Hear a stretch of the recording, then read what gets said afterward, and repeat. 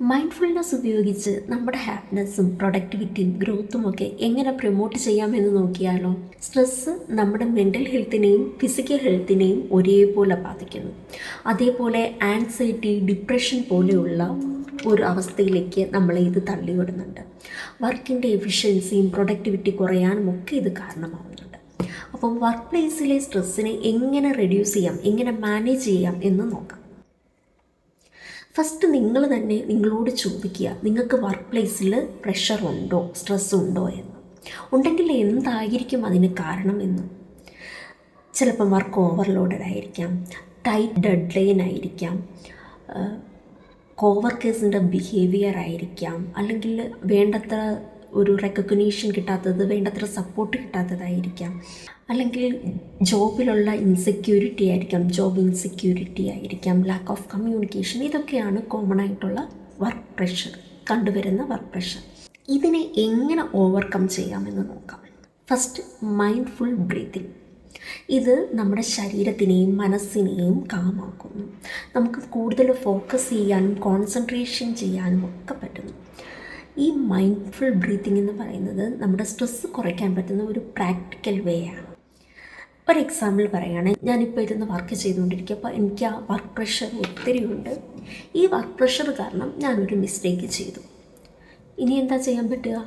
Mistake ചെയ്തതാണ്. എനിക്ക് time machine ഉപയോഗിച്ച് പുറകിലോട്ട് പോയിട്ട് ആ ചെയ്ത മിസ്റ്റേക്കിനെ കറക്റ്റ് ചെയ്യാൻ പറ്റില്ല.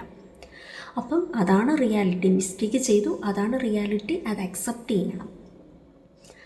ഇനിയും അതോർത്ത് നമ്മൾ സ്ട്രെസ്സായിട്ടോ ടെൻഷൻ അടിച്ചിട്ടോ ഒന്നും ഒരു കാര്യമില്ല. നിങ്ങൾ ആ സമയത്ത് ഒരു 90 സെക്കൻഡ് ബ്രീത്തിങ് ടെക്നിക്ക് ഉപയോഗിക്കുക. ഒരു 90 മിനിറ്റ്സ് മാത്രം നമ്മൾ ബ്രീത്ത് ഔട്ട് ചെയ്യുക. ഇപ്പം നിങ്ങൾ വിചാരിക്കും, ഈ വർക്ക് പ്രഷറിനിടയിൽ, ഈ ജോലി സമയമില്ലാത്ത സമയത്തിനിടയിൽ ഞാൻ ഇത് പ്രാക്ടീസ് ചെയ്യാൻ എനിക്ക് പോകണം. നിങ്ങളൊരു 90 സെക്കൻഡ് ഇതിനായിട്ടൊന്ന് മാറ്റി നോക്കും. നമുക്ക് നമ്മുടെ ബാക്കിയുള്ള സമയം എഫക്റ്റീവായിട്ടും കുറച്ചുകൂടെ നന്നായിട്ടും ഉപയോഗിക്കാൻ പറ്റും.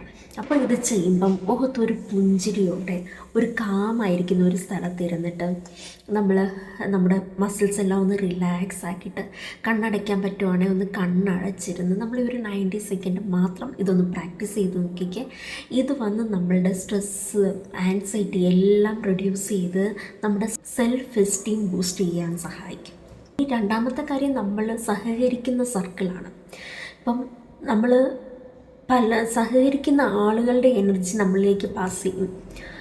കുറച്ച് നന്നായിട്ട് സംസാരിക്കുന്ന ആളുകളാണെന്നുണ്ടെങ്കിൽ ആ എനർജി, അതായത് പോസിറ്റീവായിട്ട് സംസാരിക്കുന്ന ആളുകളാണെന്നുണ്ടെങ്കിൽ പോസിറ്റീവ് എനർജി നമ്മളിലേക്ക് വരും. നെഗറ്റീവ് ആണെങ്കിൽ ആ ഒരു നെഗറ്റീവ് എനർജി നമ്മളിലേക്ക് വരും. ഞാനൊരു എക്സാമ്പിൾ പറയാം. അപ്പം ഞാൻ വളരെ കാമായിട്ടിരുന്ന് വർക്ക് ചെയ്തുകൊണ്ടിരിക്കുക. പെട്ടെന്ന് ഒരു കൊളീഗ് എന്നോട് വന്നിട്ട്, എടി നിനക്കറിയോ, ആ ജോലി ഇതുവരെ തീർക്കാൻ പറ്റുന്നില്ല, ഞാൻ എത്ര ശ്രമിച്ചിട്ടും അത് തീരുന്നില്ല, അത് തീരുന്നതിന് മുന്നേ ഇത് വന്നു, അതിൻ്റെ ഇടയിൽ ആ മെയിൽ അയക്കാനുണ്ട്.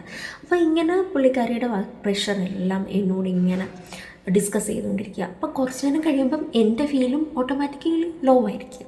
ഇതേ സമയം വേറൊരു ഫ്രണ്ട് വന്നിട്ട് പറയും, 5 മിനിറ്റിൽ ഞാനത് പെട്ടെന്ന് തീർത്ത്, വളരെ ഈസി ആയിരുന്നത്, ഇനിയിപ്പം ഈ ഒരു ജോലിയും കൂടെ ഉണ്ട്, അതും എനിക്ക് പെട്ടെന്ന് തീർക്കാൻ പറ്റും, അത് നമ്മൾ വിചാരിക്കുന്ന പോലെയല്ല, ഈ ക്ലയൻറ്റ് നല്ല ആളാണ്, അവർ നല്ലപോലെ സംസാരിക്കുന്നു എന്നൊക്കെ നമ്മളോട് പറയുമ്പോൾ നമ്മളും ആ ഒരു ലെവലിൽ തന്നെയായിരിക്കും നിൽക്കുന്നത്. അപ്പം നമുക്കതിൻ്റെ വ്യത്യാസം അറിയണമെങ്കിൽ നമ്മൾ മുന്നേ ഇരുന്നതും അവർ വന്ന് സംസാരിച്ച് കഴിഞ്ഞതും തമ്മിലുള്ള നമ്മുടെ നമുക്ക് തന്നെയുള്ള വ്യത്യാസം നമുക്ക് ഫീൽ ചെയ്യാൻ പറ്റും. ഈ ഫസ്റ്റ് പറഞ്ഞ ആളുകൾ ബാറ്ററി ഡ്രെയിനേഴ്സും സെക്കൻഡ് പറഞ്ഞ ആളുകൾ ബാറ്ററി ചാർജേഴ്സുമാണ്. അപ്പം നമ്മൾ സഹകരിക്കുന്ന ആളുകൾ ഇങ്ങനെ എപ്പോഴും ഇങ്ങനെ പോസിറ്റീവ് തന്നെ സംസാരിക്കണം എന്ന് നമുക്ക് നിർബന്ധം പിടിക്കാൻ പറ്റില്ല. അപ്പം നമ്മളാണ് നമ്മളെ അതിൽ നിന്ന് പ്രൊട്ടക്റ്റ് ചെയ്യേണ്ടത്. എങ്ങനെയാണെന്ന് ചോദിച്ചാൽ, നമുക്ക് ചുറ്റും ഒരു ഇൻവിസിബിൾ ബബിൾ ഉണ്ടെന്ന് നമ്മളങ്ങ് ഇമാജിൻ ചെയ്യുക. അപ്പം നമ്മുടെ മേളിലും താഴെയും സൈഡിലും ഫ്രണ്ടിലും ബാക്കിലും ഒക്കെ ഈ ഇൻവിസിബിൾ ബബിളുണ്ട്. ഈ ഇൻവിസിബിൾ ബബിൾ നമ്മളെ പ്രൊട്ടക്റ്റ് ചെയ്തിരിക്കുകയാണ്. ഈ പറയുന്ന നെഗറ്റീവൊക്കെ ആ ബബിളിൽ തട്ടി അത് അവിടെ നിന്ന് തന്നെ അങ്ങ് പോയിക്കോളും. നമ്മുടെ ഉള്ളിലേക്ക് അത് വരുന്നില്ല. ഇത് വളരെ വളരെ നല്ല എഫക്റ്റീവായിട്ടുള്ളൊരു ടെക്നിക്കാണ്. അടുത്ത മൂന്നാമത്തെ ടെക്നിക്ക്, നമ്മൾ ഒരു 90 മിനിറ്റ് കൂടുമ്പോൾ നമ്മൾ ആ വർക്ക് പ്ലേസിൽ നിന്ന് എഴുന്നേറ്റ് നടക്കുകയോ, കുറച്ച് വെള്ളം കുടിക്കുക, അല്ലെങ്കിൽ ഒരു കോഫി കുടിക്കുക, അല്ലെങ്കിൽ ഒരു ഫ്രണ്ടിനെ കണ്ടിട്ട് വരിക, അങ്ങനെ എന്തെങ്കിലും നമ്മൾ ചെയ്യുക. കണ്ടിന്യൂസ് ആയിട്ടിരുന്ന് വർക്ക് ചെയ്യുമ്പം നമുക്കതത്ര എഫക്റ്റീവായിട്ട് വർക്ക് ചെയ്യാൻ പറ്റത്തില്ല. നമ്മൾ ഒരു 5 മിനിറ്റ്സ് നമുക്ക് വേണ്ടിയിട്ട് ഒരു ബ്രേക്ക് എടുത്തിട്ട് വരിക. ഇനി വർക്കിൽ ഡിസ്കണക്റ്റഡ് ആയിട്ടും ഐസൊലേറ്റഡ് ആയിട്ടും ഇരിക്കുന്നവരാണെങ്കിൽ നിങ്ങളുടെ വർക്ക് എൻവയൺമെൻറ്റ് ഒന്ന് ചേഞ്ച് ചെയ്ത് നോക്കുക. നിങ്ങൾ എപ്പോഴും ഇരുന്ന് വർക്ക് ചെയ്യുന്ന സ്ഥലത്തു നിന്നൊന്ന് മാറിയിരുന്ന് വർക്ക് ചെയ്ത് നോക്കുക. അതും അല്ലെങ്കിൽ ഒരു കോഫി കുടിച്ചിട്ട് എപ്പോഴും ഇരുന്ന് വർക്ക് ചെയ്യുന്ന സ്ഥലത്തു നിന്നൊന്ന് മാറിയിരുന്നിട്ട് നിങ്ങളുടെ വർക്ക് എൻവയൺമെൻറ്റ് ഒന്ന് ചേഞ്ച് ചെയ്തിട്ട് വർക്ക് ചെയ്ത് നോക്കുക. ഇല്ല ഇനി സ്ഥിരം ഇരിക്കുന്ന സ്ഥലത്താണെങ്കിൽ കൂടി നിങ്ങളുടെ ആ തിങ്സൊക്കെ ഒന്ന് റീഓർഗനൈസ് ചെയ്ത് വെച്ച് ആ ഒരു അറ്റ്മോസ്ഫിയറിനെ ചേഞ്ച് ചെയ്തിട്ട് വർക്ക് ചെയ്യാനിരിക്കുക.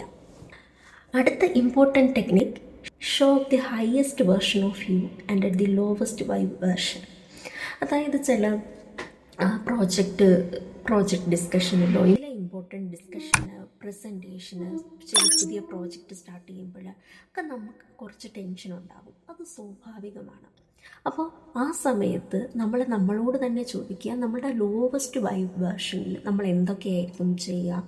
അപ്പോൾ അത് ചിലപ്പം പ്രൊക്കാസ്റ്റിനേഷൻ ആയിരിക്കാം, അല്ലെങ്കിൽ ലേസി, അൺഹാപ്പി, അങ്ങനെയുള്ള കുറച്ച് കാര്യങ്ങളായിരിക്കും. ഇനി ഹയസ്റ്റ് വൈബ് വേർഷനിലോ നിങ്ങൾ നല്ല ആക്റ്റീവായിരിക്കും, എനർജറ്റിക് ആയിരിക്കും, പോസിറ്റീവായിരിക്കും, റെസ്പോൺസിബിളായിരിക്കും. അങ്ങനെ നമ്മുടെ ഹയസ്റ്റ് വൈബ് വേർഷനെയും ലോവസ്റ്റ് വൈബ് വേർഷനെയും നമുക്ക് തന്നെ അറിയാം. എന്നിട്ട് നമ്മുടെ ഹയസ്റ്റ് വൈബ് വേർഷനിൽ നമ്മൾ എന്താണോ ചെയ്യുന്നത് അത് ചെയ്യുക. കാരണം ഇവിടെ നിങ്ങളാണ് ഡ്രൈവർ. എന്ത് ചൂസ് ചെയ്യണം എന്ന് നിങ്ങൾക്കറിയാം. ഏതാണ് നമ്മൾ ഹയസ്റ്റ് വൈബ് വേർഷനിൽ നമ്മൾ ചെയ്യുന്നതെന്ന് നിങ്ങൾക്കറിയാം. അപ്പോൾ അത് നമ്മൾ ചെയ്യാൻ ശ്രമിക്കുക. ഇത് വളരെ വളരെ ഇമ്പോർട്ടൻ്റ് ആയിട്ടുള്ള ഒരു ടെക്നിക്കാണ്, വളരെ വളരെ യൂസ്ഫുൾ ആയിട്ടുള്ള ഒരു ടെക്നിക്കാണ്. അപ്പം ഞാൻ ഈ പറഞ്ഞു തന്ന എല്ലാ ടെക്നിക്സും നിങ്ങൾ വർക്ക് പ്ലേസിൽ നിങ്ങൾ സ്ട്രെസ്സ് അനുഭവിക്കുന്നുണ്ടെങ്കിൽ നിങ്ങളിതൊന്ന് ഫോളോ ചെയ്ത് നോക്കൂ. റിസൾട്ട് ഉറപ്പായിട്ടും കിട്ടും. ഇനിയും ഇങ്ങനത്തെ ടിപ്സിനായിട്ട് ഫോളോ ചെയ്യുക.